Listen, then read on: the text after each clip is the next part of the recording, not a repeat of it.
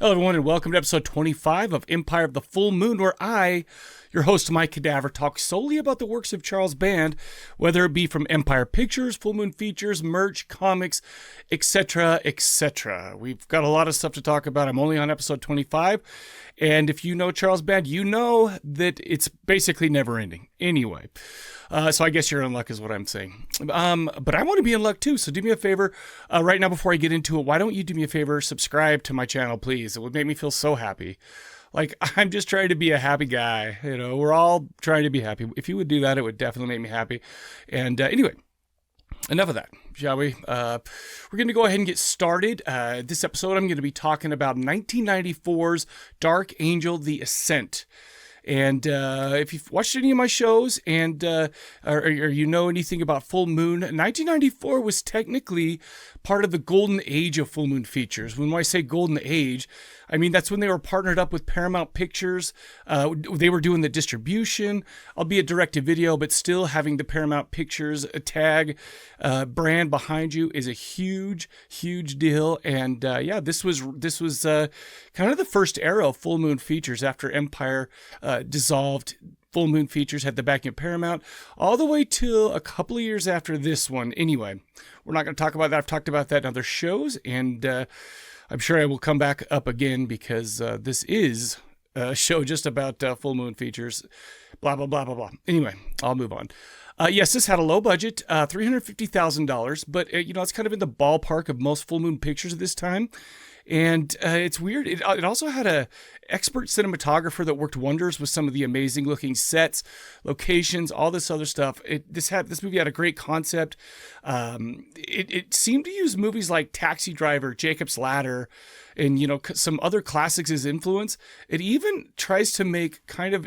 I read this in the. I heard this in the Video Zone, kind of a moving Hieronymus Bosch painting. It had an attractive and at times nude leading lady. The acting was fine. The story was interesting. But let me ask you guys, why didn't this one get any sequels? Why isn't this one talked about as much when talking about Full Moon? I mean, I don't know. I'll get into it. We'll talk about the movie itself. Let's see if we can figure it out. But before we do that, I'll show the trailer for Dark Angel, The Ascent from 1994.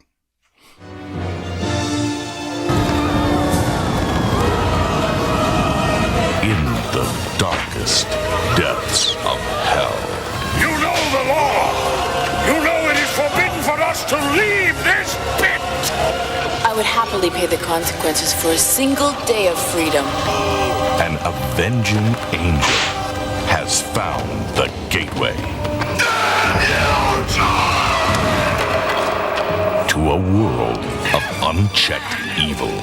The demons from hell are coming! A world called Earth. It is only you who would make the ascent wearing your own flesh. Heaven has chosen her to judge our souls and send sinners. Please! Get away! Straight to hell. Who's ever responsible for the killings is probably on some sick quest. On a mission of vengeance, the last thing she expected to find was love. I want you to accept me into your dwelling. Now, passion. Are you attracted to me? Veronica, you are a complete and utter mystery to me. Will control her fate. It's not in my nature to turn away from evil, Max. Are you responsible for those murders? I'm not human, Max. I turn into another person. A person that might repulse you. Hell has no fury like the Dark Angel.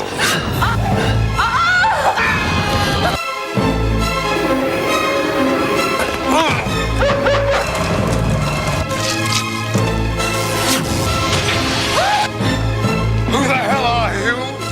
Don't you know what I am? Dark Angel. The Ascent. Coming this August to video stores everywhere. All right, everybody, you just saw the trailer for Dark Angel: The Ascent from 1994. IMDb has this at a 5.8 with around 1,600 ratings, and 5.8 is pretty good for a full moon feature.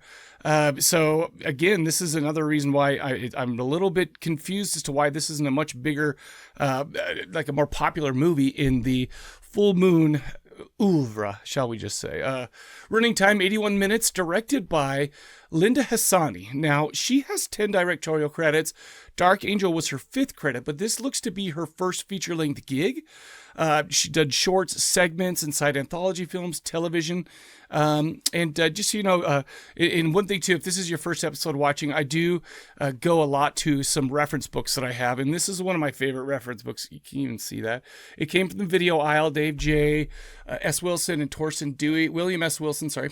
And so basically this book gives us a lot of kind of background into what's, you know, kind of the behind the scenes and what led to what. And so I learned that this had a longtime band collaborator, Jeff Burr, attach this to direct before Linda Hassani. And I mean, this dude's been doing a lot of stuff for a lot of time. He directed Leatherface, Texas Chainsaw Massacre 3 from 1990, Stepfather 2, Make Room for Daddy, which is kind of a horrible subtitle, but okay, 1989, From a Whisper to a Scream, 1987. He did Pumpkinhead 2, Blood Wings from 1993. But with Bandy, actually directed Puppet Master 4 and 5 before this one, and some of the Monsters Reborn films for Bandy. And I guess what happened is he was planning on directing this one, but he got pushed off to a different one called The Vault, and thinking that would be a big one too. But it turns out that I know that there's a Vault, and I mean, I know that I'm supposed to be the expert, but I don't think I've seen The Vault from Full Moon Features, and I think that maybe that's something that's kind of in an era where a little bit later on, I believe, where I need to become more familiar during the Kushner Locke and, you know, even the Tempe era. I really feel like, well, mostly the Tempe era too. I need to get more into that stuff. But anyways, that's how Linda Hassani is directing this, but it's not like we were bummed out because she did a great job with this. It was written by Matthew Bright, who was an original member of Danny Elfman's Mystic Knights of the Oingo Boingo. He even wrote Forbidden Zone from 1990, but for Full Moon, he's done he did Shrunken Head, sorry, and oh my gosh, so he also directed and wrote Freeway from 1996 with Reese Witherspoon and Kiefer Sutherland, Freeway 2, Confessions of a Trick Baby, starring Natasha Lyonne from 1999. Oh boy, especially that second movie. I don't know. What are we going to do? All right, so this starred Angela Featherstone, and as Veronica, she is the demon. She's the demoness that visits Earth. She's been around. She's been in a few things throughout her career, but I think the two things that I recognize her most from is from she was the girl in Army of Darkness at the very last scene, the S-Mart that Ash kisses. But she had a pretty decent sized role in The Wedding Planner, or sorry, The Wedding Singer, The Wedding Planner with J-Lo. No, The Wedding Singer with Adam Sandler from, I think, 1999. But yeah, it's funny too, because this is another person. I don't know why she didn't make it bigger. She's from Canada. She was a model. She's beautiful, right?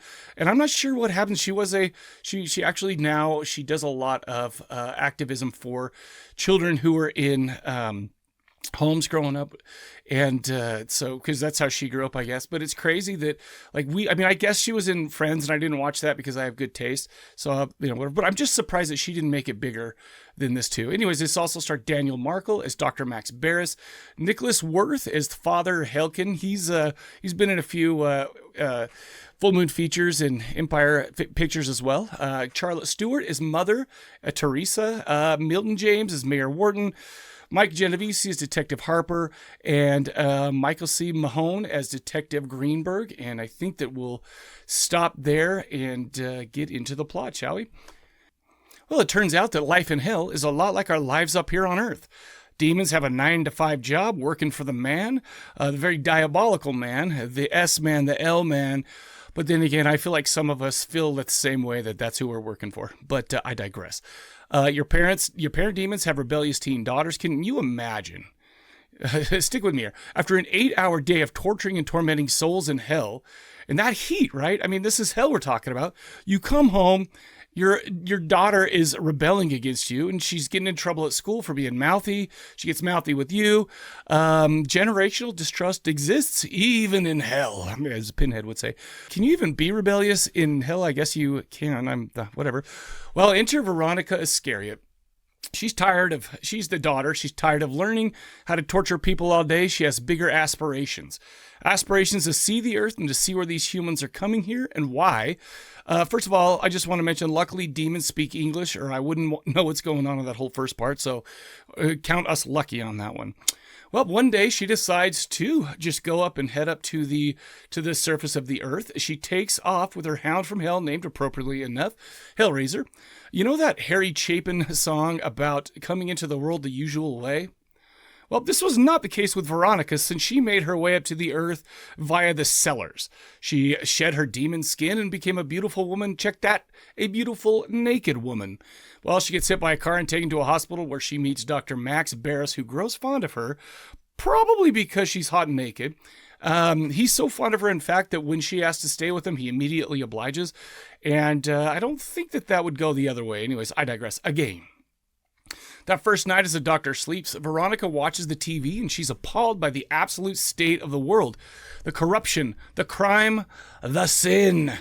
She decides then and there that she's going to become a real angel of death, but only for corrupt sinners. She takes special notice of a particularly corrupt mayor, and she decides that he is her main target. Well, the first night as she's wandering the streets, she runs into a couple of muggers and would-be rapists attacking a woman. She saves the woman but kills the criminals in a particularly gruesome way, and puts the dead bodies on display to the horror of the would-be victim. This is a strange concept to her because she thought that she did her a favor, but why is this person who she just helped not understanding and being scared of her? Anyway, she does this some more, including catching two racist cops out on the street driving their Politia car. Doesn't say police, it says Politia car, and we'll talk about that in a minute. Obviously, she gets the attention of the police department, who have two detectives out to solve these murders. The rest of the movie, we have Veronica balancing her mission of righteousness with the newness of being on Earth. She's experiencing things that she never has before, like watching humans couple in a movie on the first date with Max. By the way, guys, I do not suggest you do that with any first dates. And also, I'm not sure if you can still find those porno theaters to go to, etc., etc. Anyway. Will she finish her mission of vengeance? Will she adjust to humanity? And what will she learn from it? Will you, if ever, use her pickup line, have the same kind of success? Find out by watching Dark Angel, The Ascent from 1994. So in this movie, we start out looking at hell, and it's a great look in hell. We'll talk about that in a minute, but it's a unique take on hell, especially. Typically, when a Christian heaven and hell are portrayed, it's like they hate each other. Like they're battling for the souls of humans and they're against each other. But in this telling, it's like heaven is like this big conglomerate company and hell is their manufacturing division. Like, except for manufacturing, of course, they do the torturing and the punishment for all those sinners. And it's kind of a weird thing because, like, they seem to worship Satan in hell, but heaven is in the penthouse and they're the bosses. Every once in a while, they'll send a messenger from heaven to go down, and they just have to do its bidding. And they're just like another cog in this big machine. Yet when she goes to earth, she can't go into a church. She can't carry a crucifix or she will burn. But her mom can pray to a crucifix in hell. Go figure. I'm not gonna get too caught up on that. But anyway, I found that strange. This has some of the most masterful cinematography I've seen in a full moon feature. Guy by the name of Vivi Dragan. So he did this job that the hell scenes were lit by fire, torches, etc. No lights. Especially in the torturous and the cave-looking things, and like these amazing caves, these rooms, these desolate areas they filmed it in. You know, it looks like hell to me. It looks like a Hieronymus Bosch painting, right? This is actually filmed at the Burka mud volcanoes in Romania, and the main location was an old sanitarium for TB near Pielesti in Romania. Okay, part of which is some kind of unfinished castle. Maybe I'll see if I can find the clip from the Video Zone and show what it looked like beyond like what we saw in the movie. But I assume that it was filmed at Ban and Vlad Penescu's Castile Studios because it was. I mean, it's there. It was right in that thing. The thing is talk about that. I don't know if I've talked much about that, to be honest with you. There was a long time ago, like in 1991, Charles Band, well, or I think it was 1991. He was, I mean, this guy's been a foreseer of the future of films for a long time, right? So he went when it was like really scary, and he, because of Ceausescu and the occupation, well, basically the military, his military was, in their communism, all this blah blah blah. Long story short, so when they started to do movies over there, they got to, as long as they hired a bunch of Romanian people, they got to do those, and the government subsidized it, and it was great, But the problem is after a while, this, by the way, this was done there, parts of it, and I'm not sure exactly what parts, but, in 1991, but by this time it'd gotten a little bit better, not 100% that it was, it wasn't like perfectly normal, whatever. It was still kind of scary. They were still trying to transition over. I mean, this was filmed in 1992, but it wasn't as bad as it was in the beginning. But the thing is, so they started Castel Films, right? And if you go to castelfilms.ro, they still have this movie listed as having been filmed there. Vlad started as Ted Nicolau's DP on films like Subspecies 1 through 3, Hideous, Mandroid. Obviously, Hideous came later, but it's just like it was just kind of a great thing to look at. As even Vlad's wife, Alana Panescu, also helped out producing, costuming, stuff like that. Charles and Vlad were the co-owners of the studio, albeit different percentages, and it kind of went up depending on how well Full Moon was doing. But the thing is after a while, it was about 80-20 for Vlad. Around the turn of the century in 2000, Vlad said that the bank was calling in the loan. A little frustrating and maybe a little shocking for Charles Band, but Vlad insisted that it was out of his hands. He couldn't do anything. Reading in this other book, Confessions of a Puppet Master, it doesn't expressly mention what happened, but it does mention that Charles Band is out on that and Vlad is still running the studio, and he is a very wealthy man. So I will not dig deep into that because I do not know. Anyway, so one last thing, these hell situations, it was really cold. I mean, it was out there in Romania, and they were thinking about having the people that were suffering get socks, but they decided that the director and the DP decided that there are no socks in hell. So, unfortunately for them, they had to just deal with it and do it. Okay. One of the funniest things about this movie is that for some scenes, this movie supposedly takes place in big city USA, right? But when, like for instance, when Veronica comes out of the sewer and she's walking around the streets, the people and the buildings are so Romanian that it's hilarious. And like I said, the cop cars had Politia on their on the cars, and not it was so obviously not the United States that it was so funny. And I don't know, it was. It cracks me up. But even though this was released in 1994, it was filmed earlier than that, and they took a nod from Jacob's Ladder with the Marilyn Manson head shake. Remember when you were 90s and you were a kid and you were watching those videos, and it's like everything from like Nine Inch Nails and Marilyn Manson. It was like, bro, why is this new? We're gonna wear this shaky head thing out until we're all tired of it, and it's scary. It's not gonna be scary to us anymore. But that was pretty cool. The music was done by Fusby Morse. He's done a lot of work for Band, Ghoulies 2, Huntress, Children of the Night, Dolls. But I'm listening to this, and I'm like, bro, I have heard this before. But it turns out that some of it was used in Talisman from 1988. And, 1998, sorry. It was one of David Dakotto's Tidy Whitey Fridays that would come later. And I think I talk a little bit about Tidy Whitey Fridays. It's in also the Confessions of a Puppet Master where they go into that. It's kind of I don't know. I remember that being a thing and wondering why in the hell there's all these dudes in their tidy whities. Well, we can thank David Dakotto for that. Anyways, like I said, I wonder sometimes about Angela Featherstone. Why didn't she make it big?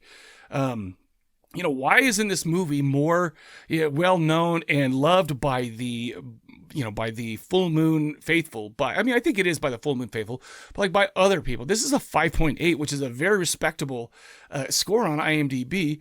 I don't know, man. Obviously, I love it. Most of the movies, all the movies that I choose, I like. It's got a good concept, a high quality. The scenes in hell were exquisite. Angela Featherstone's great. The guy who played Max is great. It's funny. There was one just inexplicable scene, though. It's like all of a sudden the cops, they're following Max and Veronica out of the porn theater, and there's a giant pothole in the middle of the street, And for some reason, one of the cops falls into it and makes a noise, and then it's not revisited. We have no idea why that was in the movie, except I guess just to be hilarious. Anyway, like I said, I love this movie. I think it's definitely worth a watch. This is one I don't have the Blu-ray yet, but I need to get on that. I do have the DVD, but I think it's kind of an old school DVD, and I'm not sure if they've done anything with it since they upgraded it, but I need to find that, and I need to grab it. Anyway, that's all I got for today. Go check it out. It's a fun one. You should enjoy it very much, and don't forget, subscribe to the channel, please. Go visit corpsecollective.com, do a podcast there. Do some Horror Pub Trivia. We got videos. We got an app that you can go to at app.horrorpubtrivia.com. Check it out, reviews, articles, and if you're interested in writing or making videos for the site, then let me know. I'm always open for that. But until next time, we'll catch you guys later.